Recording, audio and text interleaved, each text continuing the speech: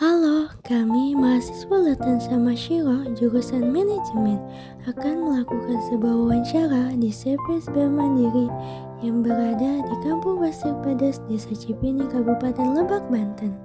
Kita dari mahasiswa Sekolah Tinggi Latansa Masyiro ingin mewawancarai kakak seorang manajer ya, mengenai perusahaan ini. Apakah bisa? Boleh, bisa. Mau sambil duduk atau sambil jalan? Sambil jalan aja boleh ya? Pertama nih Kak, boleh kakak perkenalan dulu? Oke. Nama saya Aisyah. Saya di sini selaku manajer dari CPSBA Mandiri. Ya, jadi di sini nama CP-nya CP kita tuh CPSBA Mandiri. SBA itu singkatan dari sumber batu alam. Ya, Sumber batu alam. Kalau boleh tahu nih ya Kak, boleh cerita sedikit bagaimana sih berawal dari apa gitu? Awal mulai dibangunnya CPI-nya perusahaan ini. Dulu aku kan di sini sebagai penerus ya. Kalau dulu ayahku sebelum punya ini hanya menjual bahan baku aja sih, kayak cuma jual mentah aja gitu. Semua usaha merintis dari nol sih. Jadi sampai sekarang jadi CV kita bisa produksi dari bahan mentah terus dipotong sampai sekarang. Mungkin nanti kita akan lihat atau di video sama teman-teman semua ya nanti pas potongnya bahannya gitu ya. Kak, apa seorang manajer itu perlu menganalisa lingkungan? Perlu sih, sangat perlu. Ini asal batunya dari mana Kak? Batu ini berasal dari alam. Ya cuma memang kita ngambil bahan mentahnya itu sampai jadi kayak gini dari hutan sih. Dan digali, setelah digali kita timbun lagi ya, jadi biar aman. Apakah berpengaruh terhadap lingkungan sekitar? Kalau masalah berpengaruh enggak sih, karena kan ada aja mungkin pengaruhnya, cuma kita kan ini ngambil bahan kayak gini kan di hutan, jadi kayak jauh dari kemana-mana gitu, kayak ada gitu kayak tanah yang jauh dari perumahan, dari segala macam. Jadi walaupun kita ngegali mungkin ada aja pengaruhnya ya. Pengaruhnya itu apa?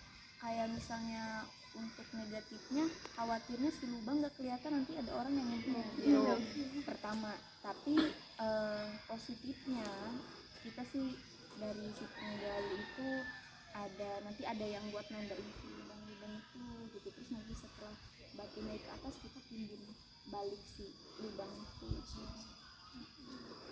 Berarti aman ya? Aman sih. Bagaimana strategi pemasaran? Kalau masalah strategi pemasaran antara dulu sama sekarang tuh beda ya. Kalau dulu nggak usah pakai sosial media apapun, itu kamu langsung datang sendiri, milih sendiri. Tapi kalau misalnya sekarang itu zaman online, walaupun udah mereka turun langsung ya, jadi kita foto barang satu-satu. Kita sih punya website, terus ada Instagram juga. Kalau dulu emang ramenya di website, tapi sekarang di Instagram sih. Semua rata-rata sekarang ramenya di Instagram. Jadi strateginya itu kita kadang kamu kan bisa langsung nyambung ke WA ya. Nanti kamu dia rata-rata kan dari luar, biasa dia butuh barang ini. Pokoknya sekarang strateginya itu iya, one by one sih, di foto satu-satu barangnya, nanti dia pilih. Setelah terkumpul mereka perlu order, jadi kita nggak langsung 1 bulan langsung kirim, paling 2 bulan sih. Ada 1 bulan itu lokal, kita lokal juga ada kayak ke Bali, ke Jogja, itu rutin juga.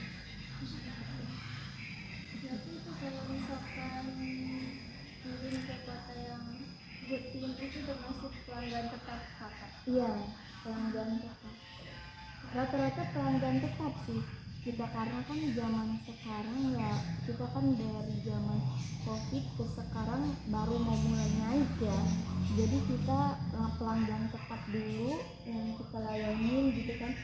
Adapun tamu baru, nah kita nggak terlalu merespon sih kalau misalnya ada tamu baru, karena kenapa, ini kan kayak gini kita perlu DP dulu, perlu ini dulu, kita nunggu yang pasti-pasti aja gitu. Kakak nih sebagai manajer, tugas manajer di sini tuh seperti apa sih? Kalau misalnya ini kan kebetulan kan ownernya jarang kesini ya, dari orang kan ayahku sendiri, jadi aku manajer ke segala-galanya sih. Iya, banyak banget ya kerjaan, karena kita emang berdasarkan pengalaman-pengalaman yang ada, namanya kita mempercayai ke orang, ada aja lah orang yang merusak kepercayaan. Jadi apapun, dari pemasaran, dari beli bahan, dari apa itu kita sendiri gitu. Dari mulai beli bahan, terus ngelayanin tamu, terus sampai ngedata, sampai apapun itu full kita sih gitu.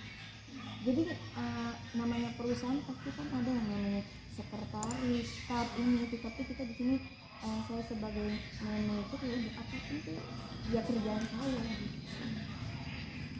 Kan gini, sekarang kan lagi zamannya gitu ya, orang lebih suka barang luar negeri daripada barang dalam. Itu bagaimana sih cara menghadapi perubahan lingkungan yang lebih suka barang impor?